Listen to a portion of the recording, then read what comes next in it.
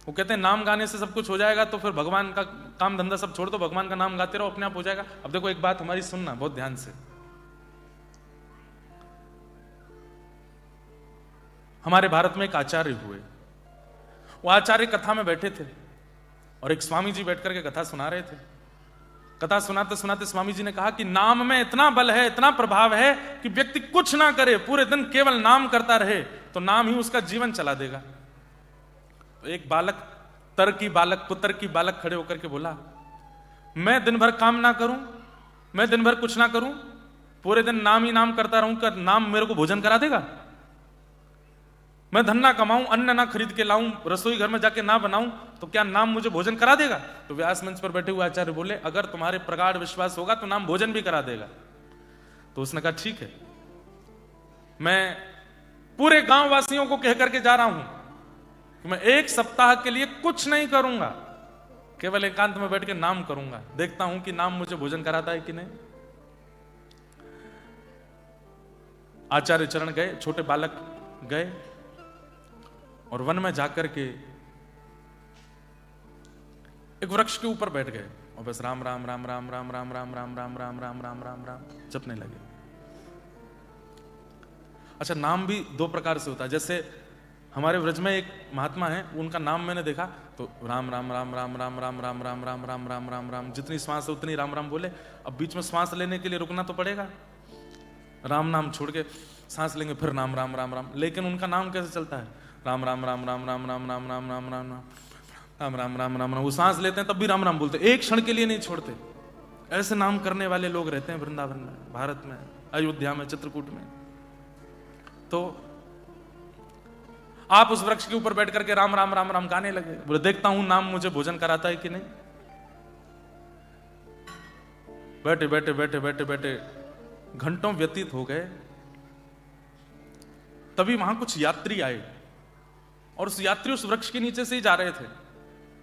वृक्ष के नीचे से जाते समय उन्होंने आपस में चर्चा की, ऊपर इनका राम नाम चल रहा था। इन्होंने कहा भैया चलते चलते सुबह से दोपहर हो गई है, बहुत धूप हो गई है, थोड़ा इस वृक्ष के नीचे आराम कर लेते हैं, सामने नदी है, हाथ मुंह धो लेते हैं, और हमारे पास बहुत सारा प्रसाद रखा है, थोड़ा पा लेते हैं।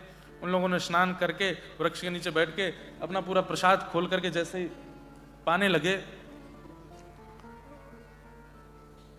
ध्यान से सुन, जैसे ही पाने लगे, ऊपर बैठे बैठे ये राम नाम कर रहे थे, जैसे ही पाने लगे उतने में ही उस क्षेत्र का एक बहुत बड़ा डाकू अपनी पूरी फौज लेकर के आ गया और उन यात्रियों को चारों तरफ से घेर करके अपनी तलवार वलवार निकाली, बोले सब सामान नीचे रखो, हाथ ऊपर कर लो। बोले भैया हम पे कुछ नहीं, हम तो यात्रीगण हैं, हमारे पास कोई धन धान्य नहीं है, सोना चांदी कुछ भी नहीं है। बोले सब क्या रखा है झोले में? बोले सब भोजन प्रसाद है।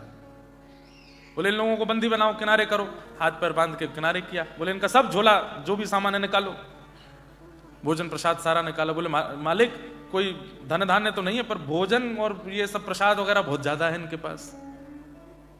उन यात्रियों को भगा दिया, बोले तुम भागो यहां से, भोजन छोड़ जाओ। और कोई बात नहीं, धन नहीं मिला, आज भोजन ही करते हैं। सबरे डाकू डकैत बैठ करके वो भोजन प्रसाद जैसे ही पाने लगे तो उनमें से एक मंत्री बोला, बोले मालिक रुको। बोले क्या हुआ? कहीं ऐसा तो नहीं पास के नगर का राजा हमको ढूंढ रहा है, उसने इन यात्रियों को विष मिला करके भोजन भेजा हो यहां पर, और ये यात्री षड्यंत्र बना करके ये भोजन हमको खिला देंगे ताकि इनका खा करके हम मर जाएं, और जो राजा हमको ढूंढ रहा था वो सब जगह घोषणा कर दे कि अब हमारा राज्य जो है वो डाकू डकैतों से मुक्त हो गया है। एक बार इस भोजन का परीक्षण कर लेना चाहिए, कहीं इसमें विष तो नहीं। बोले परीक्षण कौन करेगा?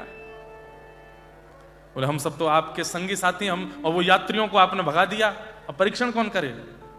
तो ढूंढने लगे कोई मिले तो परीक्षण करे। ऊपर बैठे बैठे वो बालक राम राम राम राम जप रहा था, तभी एक सैनिक की नजर पड़ी, अरे मालिक मिल गया मिल गया मिल गया, देखो ऊपर बैठा है, इसको नीचे उतारो। अब वो बालक भागा वहां से, तो जैसे तैसे उसको पकड़ लिए।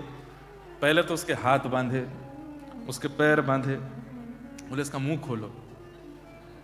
अब वो बालक सोच रहा है कि मैं घर पे बोल के आया था कि केवल राम नाम करूंगा, देखता हूं भोजन मिलता है कि नहीं। बोले मुंह खोलो इसका। दबा करके मुंह खोला और लो पूड़ी लो, इसमें लड्डू भी डालो, इसमें सब्जी भी डालो, इसमें रायता भी डालो, जो जो सामग्री सब डालो, डालो इसके मुंह में। और लेकर के वो लोग उसको खिलाने लगे, बोले चबाओ इसको, खाओ। मतलब यहां तक स्थिति पहुंच गई कि चबा भी स्वयं नहीं रहा है, 2 लोग पकड़ करके उसका मुंह चला रहे हैं। अंत में उसने आकर के पूरे गांव के आगे घोषणा कर दी, राम नाम में इतना बल है कि चबाना भी नहीं पड़ता, चबाते भी राम जी ही हैं। ये नाम की महिमा है, ये नाम की महिमा है। और ये कोई मनगढ़ंत कथा नहीं है। हमारे भारत के आचार्य, यही बालक फिर आचार्य हुए, जीवन भर इन्होंने फिर राम नाम ही जपा।